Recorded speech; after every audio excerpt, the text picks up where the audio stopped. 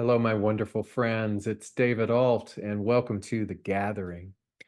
There is a very potent, I would even call it sobering phrase that spiritual teacher Ram Dass often used in illustrating the human life, the fabric and the things that make up our experiences. And he called it the karmic predicament. And what I have come to understand about what he is describing is all of the things that happen to us, plus all of the things that are just given by the culture and the family dynamic that we are born into. For example, then, if I were to make a list of the karmic predicament, it would be that I grew up poor. It would be that I grew up in a very volatile household. It would be that there was not a lot of demonstrative love that was shared. Other things would be that I grew to be 5'10". Other things would be about a genetic heart disease and all different kinds of circumstances and pathways and things that sort of make up the human story. It's the karmic predicament. Predicament meaning that it's not a bad thing. It's just the set of circumstances or the bundle of experience and pathway and culture and religion and history that make up what your life has been about. And following the understanding of the karmic predicament is this. He says then that your karma, this karmic predicament, is your dharma. It is the pathway to the work that you will do in the world. So, for example, if I come from a lot of this very difficult early hardship, what I could do with my Dharma is to take those experiences and then bring into my work in the world ways that can help buoy and support and champion other people who might have experienced similar circumstances. And that's just kind of one obvious thing, that your karma is your dharma, your karmic predicament, everything that has defined you down to abuse, neglect, wounding, story, disappointment, all different categories of failure. All of those things play into the style and the pathway and the ability for you to now take the lessons from that, the culture, the religion, the circumstances, the winnings and failures, and begin to use that for the betterment of helping alleviate the suffering that exists in the world. Your karma is your dharma. What then creates this sort of stagnant disconnect between those two things is if I look at the karmic predicament and I wish that things were different. If I spend a lot of mental energy, if I spend a lot of verbal talking and storytelling and whining or going on, elaborating on a story about how awful something was, then what I am over, overlooking is the opportunity to let that thing have transformed into a gift that then supports me in expanding and elevating the Dharma or the work that I do in the world, because I'm still making it wrong. It doesn't become useful if I'm still making it wrong. It's a powerful, powerful examination of behavior and the way in which we create these categories. And all of this has come up to my attention because of late, many of the conversations that I have had with the people that I am fortunate to work with are all about still wishing or preventing that things were different than they were.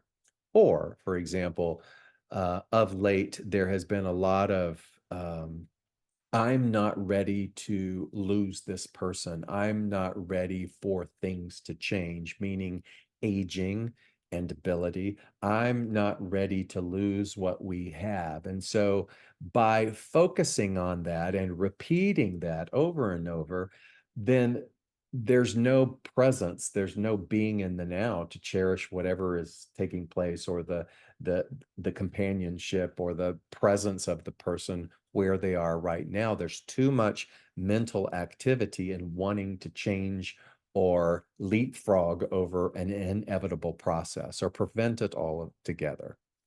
Um, Another person working with, very caught up in unsubstantiated, malicious gossip about them from parties and circumstances and people who, I don't know, we could just call it just basic jealousy. You know, it's their stuff and it's their pain and it's their process and their work to work out. But this person, being the sensitive being that they are, has really, really taken it on and is like very uncomfortable being the target of stuff like that, even though none of it has any basis of truth.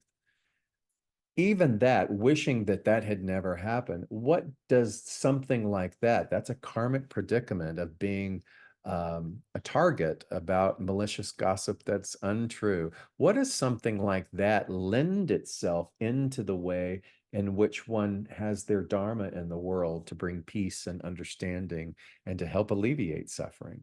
It's to always remind people and to be the example of the power of truth. And as I listened and he was able to get all of that out, the best that I could do was to remind him that truth is the ultimate power, that truth is the mainstay. Truth always overrides a lie. And as much as it might be painful and unsettling right now, and as much as there's nothing that they can do to prevent the spread of it, and how other people interpret it, what one can take control of is just to remain calm and peaceful and to begin to continue to strengthen their truth and their integrity, and to trust, even though that process is difficult, that that lends itself even into a more richer, more deeply rooted Dharma and work and power in the world. And so all of us have these things in our karmic predicament that we wish were different. Some things, yeah, maybe you can shift and play around with. You know, I like to often call it, as my partner calls it, pick your own adventure. So here's my karmic predicament, let's say. And the predicament is I'm going to age. I'm going to shed this body. Um, my hair is just solid white now. And so part of the things that I can play with is I can throw a little color on my beard, or I can throw a little color on my hair and just play around with it. Part of it is the muscle tissue and the stuff within my body will begin to age and deteriorate. I still can go to the gym and I can continue to do strength training, and I can do all of the things that help benefit the now. But if I'm doing it to prevent all of that, you can see where that promotes suffering. But I can play around. In other words, I can pick my own adventure. I can not throw a little color on and I can just be an old white bearded man. Uh, or I can just say, I'm going to have some fun and do it. So I can pick my own adventure with the inevitability of the fact that my hair is white, right? I can um, decide not to do any kind of physical strength training to my body, and the inevitability of all of my joints and whatever becomes affected by that will happen. But at the same time, I can pick my own adventure and I can help strengthen those and support those and honor those and treat them in a sacred manner, even though, yes, they will be discarded, because that's a part of the karmic predicament of being human. There is there is nothing finite that will last, and everything in this particular plane of form is finite. I can wish that this particular business failing had not happened and dwell on that, and then become very, very cautious, overly cautious and hesitant, or even say, I'm never going to do that again, only to miss the opportunity that the wisdom gained from that becomes something that I bring to the next evolution of my Dharma. Your karma, your karmic predicament, even down to the disease, even down to all of the very painful interactions and betrayals and things, all of those things are not meant to shut, but to open us, not to break, but to break open us, to be available to now walk into this magnificent pathway of Dharma that is uniquely yours. You understand there is no wounding that is stronger than the power of service and love. There is no disability that can prevent your Dharma from shining a light on truth and open-heartedness and giving and power and purpose.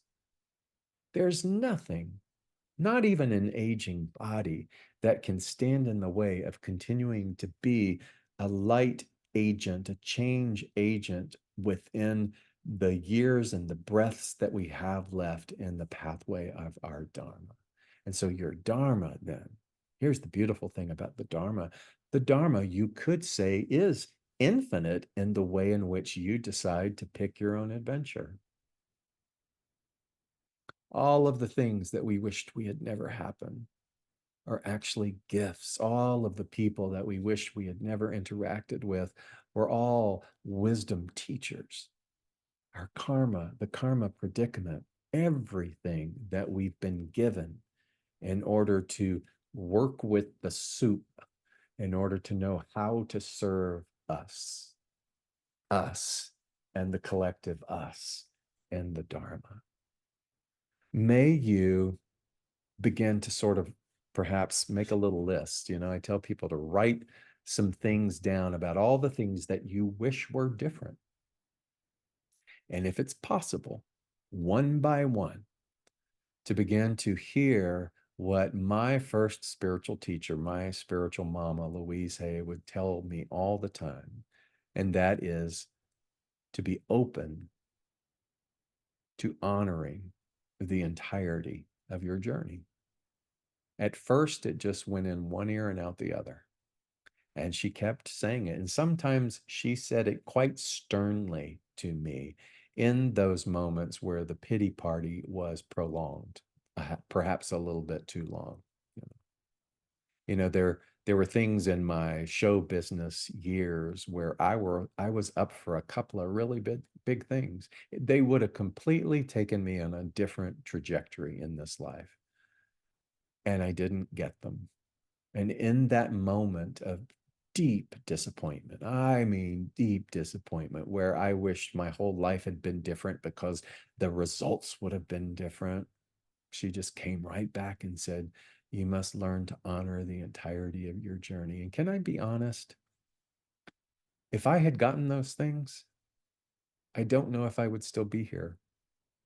I don't know if I would be reaping the harvest of all of the gifts that continue to show up for me with regards to joy and relationship with the divine and my own beginner's mind and finding new things and new perceptions and new ways in order to navigate through the human experience.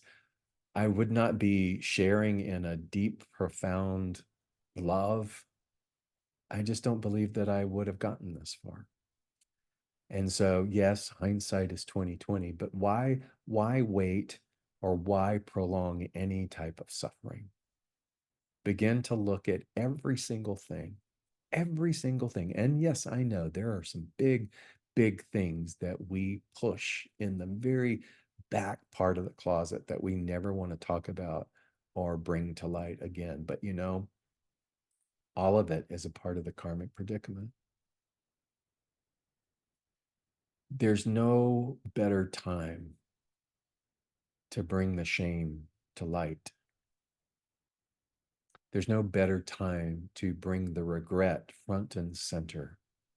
There's no better time to bring the guilt and to place it on your own personal sacred altar, and to begin to love each and every one of those things that have built those emotions and those feelings, to allow them to begin to transform and surprise you in ways that you could have never dreamed possible, as they handhold the shame, the guilt, the fear, the anxiety, the remorse, as we allow all of those things to sort of be our companions into our Dharma, our great work. That's what you and I are here for. That's what we're here for. That's what acceptance is. And here's the powerful thing: the moment that you and I can fully accept all of the karmic predicament, the moment that we can accept the entirety of the journey, the door swings wide open. The beauty shows up in a brilliance and in a design that up until now can't even begin to be comparative to what is possible. Oh my gosh, it's time. The karmic predicament, no matter what happens in our elections or in the governments of the United States,